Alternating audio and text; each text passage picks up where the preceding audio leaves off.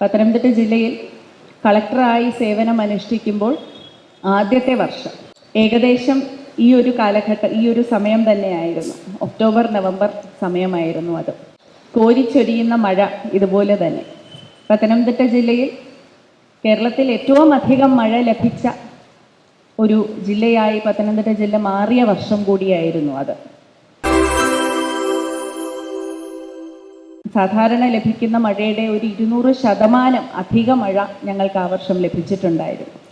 അതുകൊണ്ട് തന്നെ അനവധി ഇടങ്ങളിൽ വെള്ളപ്പൊക്കവും മഴക്കെടുതികളും നാശനഷ്ടങ്ങളും ഒക്കെ യഥേഷ്ടമുണ്ടാകുന്ന ഒരു സമയം. ഒരു പട്ടികവർഗ സങ്കേതത്തിൽ കയറിപ്പറ്റണമെന്നുണ്ടെങ്കിൽ അവിടുത്തെ ഒരു കോസ്വേ കടന്ന് വേണം പോകുവാനായിട്ട്. കോസ്വേ എന്നാൽ ഒരു പാലം പോലെ ഉയർന്നു നിൽക്കുന്ന ഒരു സംവിധാനമല്ല, മറിച്ച് കുറെ കൂടെ താഴ്ന്നു നിൽക്കുന്ന ഒരു സംവിധാനമാണ്. അതുകൊണ്ട് തന്നെ പമ്പാ നദി കരകവിഞ്ഞൊഴുകുമ്പോൾ കോസ്വേ ഏതായാലും മുങ്ങിപ്പോകും.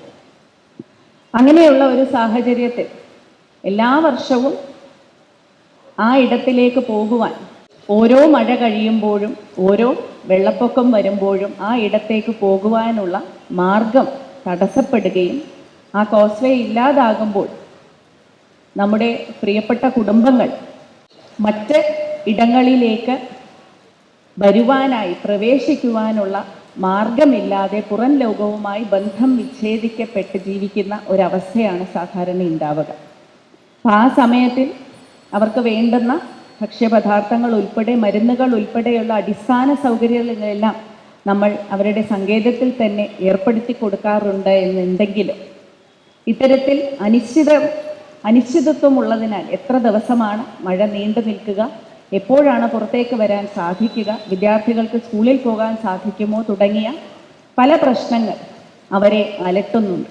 ഇത് ഓരോ വർഷക്കാലവും അവർക്ക് നേരിട്ട് പരിചയമുണ്ട് എന്നുള്ളത് കൊണ്ട് തന്നെ ഒരു പക്ഷേ അന്ന് ഒരു രാത്രി ഏകദേശം 11 മണിക്കായിരുന്നു ആ കോളനിക്കകത്തെ അങ്ങേ കരയിലേക്ക് പോകുവാനുള്ള ഒരു ചെറിയ പാലം കൂടി ഉണ്ടായിരുന്നു.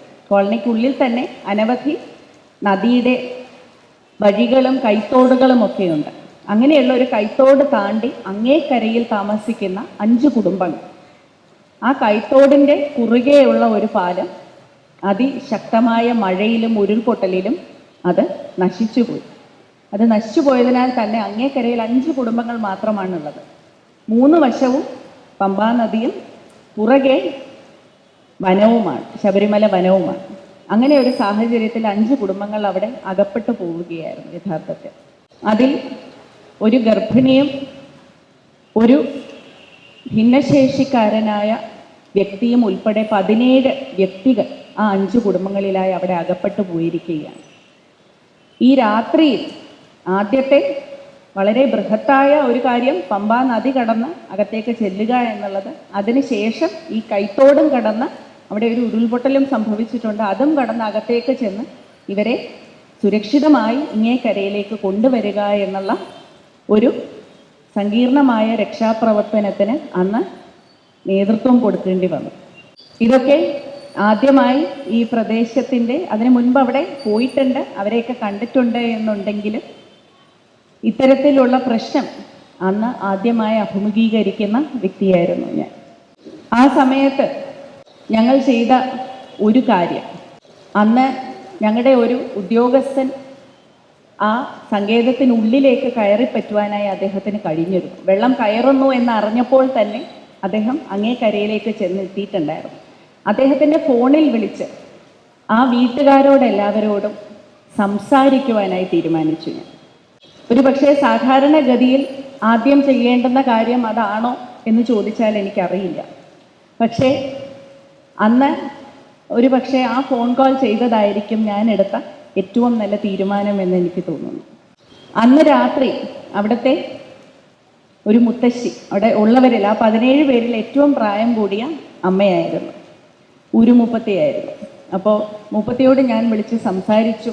ഞാൻ പറഞ്ഞു, ഇങ്ങനെ രാത്രി 11 മണി കഴിഞ്ഞിട്ടുണ്ട്, നമ്മുടെ ഫയർഫോഴ്സും NDRFൻ്റെ സംഘവും എല്ലാം ഡിങ്കിയും ഒക്കെ കൊണ്ട് വരുന്നുണ്ട്. പക്ഷേ ഇത്രയും കലുഷിതമായി ഇരിക്കുന്ന ഒരു അന്തരീക്ഷമാണ്, ഇപ്പോഴും മഴ പെയ്തുകൊണ്ടിരിക്കുകയാണ്. ഞങ്ങൾക്ക് എത്ര മിനിറ്റുകൾക്കുള്ളിൽ അല്ലെങ്കിൽ എത്ര മണിക്കൂറിനുള്ളിൽ അങ്ങോട്ട് എത്തിപ്പെടാൻ സാധിക്കുമെന്നറിയില്ല. എല്ലാവർക്കും ഭക്ഷണ പദാർത്ഥങ്ങളൊക്കെ ഉണ്ടോ, ഇനിയും അവിടെ വീണ്ടും ഒരു ഉരുൾപൊട്ടൽ ഉണ്ടാകുമോ എന്നുള്ള ഒരു ഭയം എൻ്റെ ഉള്ളിൽ വീണ്ടുമുണ്ട്. അതുകൊണ്ടാണ് ആവർത്തിച്ച് അവരുടെ സുരക്ഷയെക്കുറിച്ച് ആകുലപ്പെട്ട് ഞാൻ സംസാരിച്ചു കൊണ്ടിരുന്നത്. അത് കേട്ടിട്ട് ആ അമ്മ, മൂപ്പത്തി അമ്മ എന്നോട് ഇങ്ങോട്ട് പറഞ്ഞു, മോള് വിഷമിക്കണ്ട, ഒരു ഭയവും കൂടാതെ കാര്യങ്ങൾ ചെയ്യുക, ഞങ്ങളെല്ലാവരും ഇവിടെ സുരക്ഷിതരായി ഇരുന്നോളൂ എന്ന് പറഞ്ഞു ഇങ്ങോട്ട്. ആ സ്ഥിതിയിൽ അവിടെ നിൽക്കുന്ന ഒരു 70 വയസ്സായ അമ്മയ്ക്ക് അത്രയും ധൈര്യം അന്ന് അവിടെ ഉണ്ട് എന്നുണ്ടെങ്കിൽ അവരെ സഹായിക്കുവാനായി, അവരെ സേവിക്കുവാനായി ഇറങ്ങിച്ചെല്ലുന്ന എനിക്ക് തീർച്ചയായിട്ടും ആ ധൈര്യം ഒരു വലിയ പ്രചോദനമായിരുന്നു എന്ന് ഞാൻ എപ്പോഴും എല്ലാവരോടും പറയും. എന്നെ സംബന്ധിച്ചിടത്തോളം അന്ന് ആ പ്രശ്നത്തിന് മുന്നിൽ ഞാൻ വണങ്ങിയത് കൊണ്ട് മാത്രമാണ്, ഞാൻ എന്നെ സമർപ്പിച്ചത് കൊണ്ട് മാത്രമാണ് അന്ന് രാത്രി അവരെല്ലാവരെയും സുരക്ഷിതരായി തിരിച്ച് ഞങ്ങൾക്ക് ഇങ്ങോട്ട് എത്തിക്കുവാൻ സാധിച്ചത്.